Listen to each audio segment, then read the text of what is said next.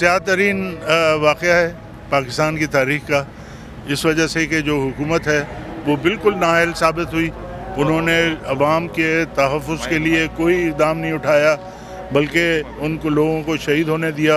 अंदर जो है वो आप इमेजिन कर सकते हैं ना, आप सोच सकते हैं कि एक आदमी अगर ट्रैप हुआ हुआ है, धुआं है, आग है, गर्मी है, उसकी क्या हालत होगी वहाँ पर, वो क्या चीख रहा होगा, क्या अल्लाह से वो जो है दुआ मांग रहा होगा। लेकिन सिंध हुकूमत नाअहल, उन्होंने कुछ भी नहीं किया उसको बचाने के लिए। हमारा एक कारकुन शेख सलमान भी इसमें मौजूद था, अल्लाह करे वो किसी तरीके से ज़िंदा हो, और बाकी तमाम लोग भी जो अंदर धंसे हुए हैं उनमें से भी लोग ज़िंदा हों। लेकिन ये एक ऐसा सानिया है जो पाकिस्तान की तारीख़ को में कालक मलता है और बदनुमा करता है। हम इसकी मज़म्मत करते हैं और हम मुतनब्बे करते हैं सिंध हुकूमत को कि अगर इन्होंने 2-4 दिन के अंदर अपनी कार्रवाई ठीक नहीं की तो फिर अवाम जो है वो सड़कों पे होगी, और न सिर्फ कराची में सड़कों पे होगी, सिंध भर में सड़कों पे होगी, क्योंकि सिंध के अवाम अपने कराची के भाइयों को अकेला नहीं छोड़ेगी और फिर इनको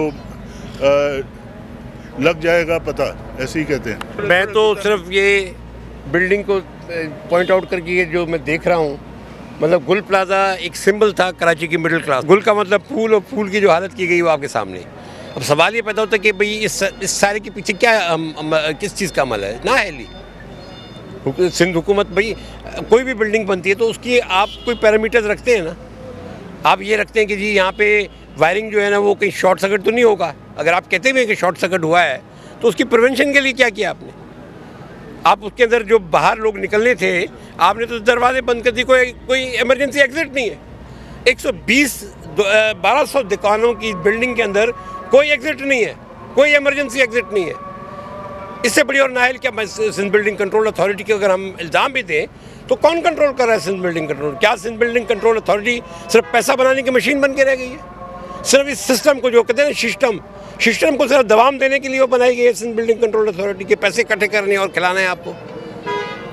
ये फायर टेंडर कहते कि ये नहीं था, यहाँ पे कोई बिल्डिंग भी नहीं था, तो किसने मुहैया करना था, किसने वो चेक रखना था?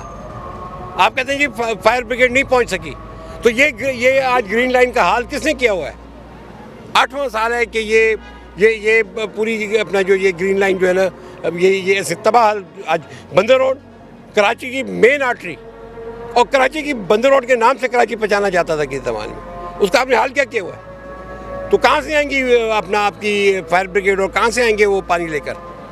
तो ये सारी की सारी कतन नाअहली है। और इसके बाद तो अगर अब भी जो है ना इतने सारे वाक़यात के बाद सिंध हुकूमत ये समझती है कि जी उन्होंने इक़्तिदार को जो है ना अभी भी इंजॉय करें, तो इक़्तिदार तो उनका ख़त्म हो चुका है।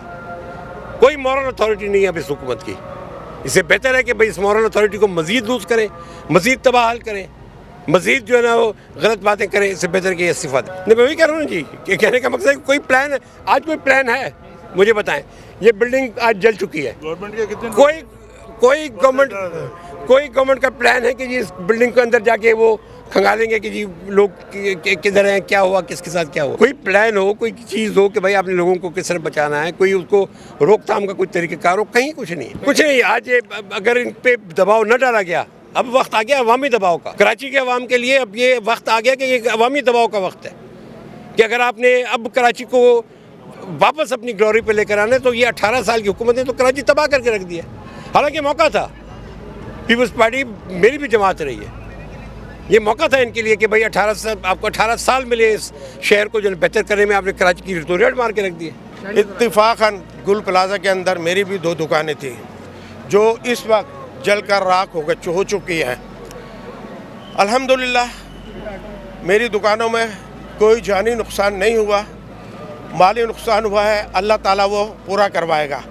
मैं इस नाअहल हुकूमत से ये दरख्वास्त करूँगा कि वो गवर्नमेंट ऑफिस के अंदर बैठे हुए गवर्नमेंट ऑफिसर्स ने जो अपना प्राइवेट सिस्टम राइज किया हुआ है उस सिस्टम को ख़त्म करें और गवर्नमेंट के सिस्टम को लागू करें।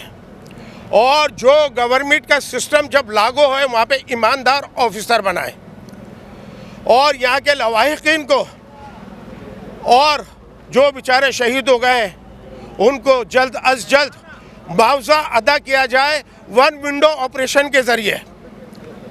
अदरवाइज अगर ये हमारे करप्ट ब्यूरोक्रेसी के हाथ में दे दिया, उनको चेक देने का और वेरिफिकेशन का सिलसिला, तो जो गवर्नमेंट ने 1 करोड़ का ऐलान किया है, इन मुखलिस और बेचारे जो जिनके लवाकिन वफात पा चुके हैं, जिनका माली नुकसान हुआ है, उनको ये आधा पैसा भी बड़ी धक्के और ख्वारी के बाद मिलेगा। मैं मेयर कराची से ये कहता हूँ कि वो कराची का लड़का है और इत्तेफाक से उसकी पैदाइश मेरे इलाके में हुई थी।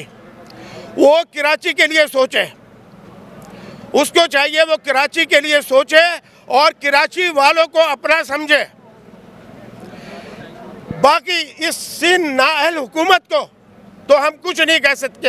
ये कराची को सोने का अंडा समझ के आए हैं। सारा ब्यूरोक्रेट यहाँ पे कराची से बाहर का है और सब पैसे कमाने आते हैं। मैं ये दुआ करूँगा कि अल्लाह ताला इस जालिम हुकूमत पे अज़ाब इलाही नाज़िल फरमाए।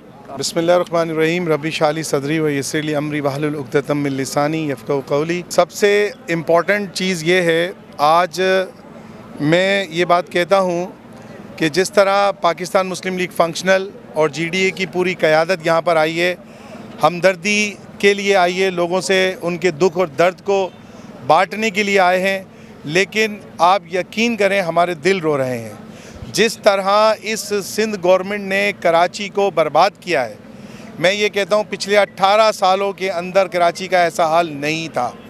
जिस तरह यहाँ पर एक के बाद दीगर वाक़यात होते रहे और उन वाक़यात के बाद कोई तो उसका तदारुक नहीं किया गया, किसी किस्म की कोई कंपनसेशन नहीं दी गई, उसका हाल अब ये है कि ये गुल प्लाज़ा जो कराची की एक आइडेंटिटी था, यानी पूरी दुनिया से, ऑस्ट्रेलिया से, कनाडा से लोग एहतिजाज कर रहे हैं सोशल मीडिया के ऊपर।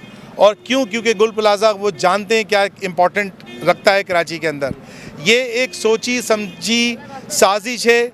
मैं ये कहता हूँ कि इस साजिश को बेनकाब होना चाहिए और ख़ास तौर पर मैं जो पैट्रियोटिक मुखलिस पाकिस्तानी हैं उनसे मैं इल्तिजा करता हूँ, उनसे मैं दरख्वास्त करता हूँ कि ये जो दहशत गर्दी की गई है और ख़ास तौर पर सिंध के अंदर, कराची के अंदर जो मुसलसल हो रही है, कभी जलाओ, कभी टैंकर के चक्कर में, कभी बिल्डिंग जलने के चक्कर में, कभी गटरों के अंदर, कभी कुछ, ये हो क्या रहा है? ये कराची के बाशिंदों को लावारिस कर दिया गया है और ये लावारिस करने वाले चंद एक वो लोग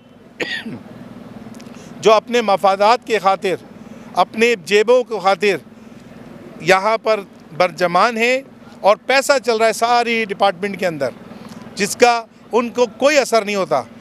जो मर जाए, जो कुछ भी हो जाए, वज़ीर आला साहब ने जिस तरह कंपनसेशन बोला है, मैं समझता हूँ कि ये एक को भी मिल जाए तो बहुत बड़ी बात है और पूरा मिल जाए।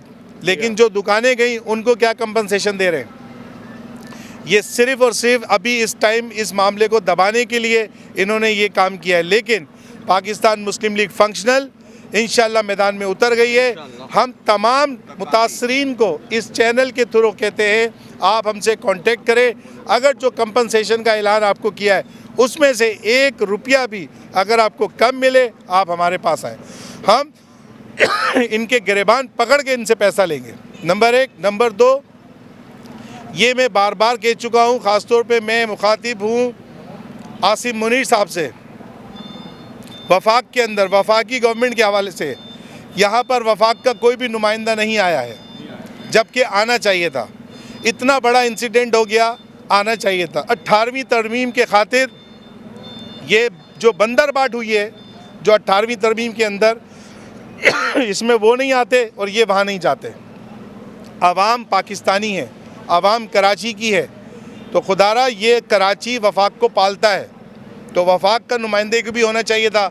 और मैं आसिम मुनीर साहब से रिक्वेस्ट करता हूँ कि इस पर जॉइंट इन्वेस्टिगेशन कमेटी बननी चाहिए जो फ़ौज की निगरानी के अंदर हो, क्योंकि कोई भी डिपार्टमेंट सिंध का रिलायबल नहीं है, अपनी क्रेडिबिलिटी खो चुका है। तो हम ये इल्तिजा करते हैं, रिक्वेस्ट करते हैं आसिम मुनीर साहब से कि वो इस पर एक JIT बनवाएं ताकि पता चले कि इसके पीछे क्या सरगर्मी यानी कार फरमा है, क्या अवामिल कार फरमा है। इसकी बिल्कुल शफाफ तहकीकात होनी चाहिए। और मैं आपके चैनल के तवज्जुह से एक बात का ऐलान करना चाहता हूँ कि बल्दिया टाउन जब जला था तो उसके बाद आज वो लोग जो हैं वो कहाँ खड़े हैं आपको पता है। और अब मैं ये आपको इंतबाह कर रहा हूँ कि यहाँ पे भी 100-150 मुतासरीन जिनकी मैं कह नहीं सकता लापता है, जो अंदर अल्लाह उनको खैर रखे, या वो जल गए, तो मैं आपको ये बता रहा हूँ अगले 2-1-1.5 साल के अंदर तब्दीली होने वाली है। ये जुल्म, ये जो सिंध गवर्नमेंट है ये अपने आखिरी आयाम गिन चुकी है। ये अब यहाँ से इसको हम किक आउट करेंगे। बहुत हो गया जुल्म कराची के साथ, ये इंतहा है।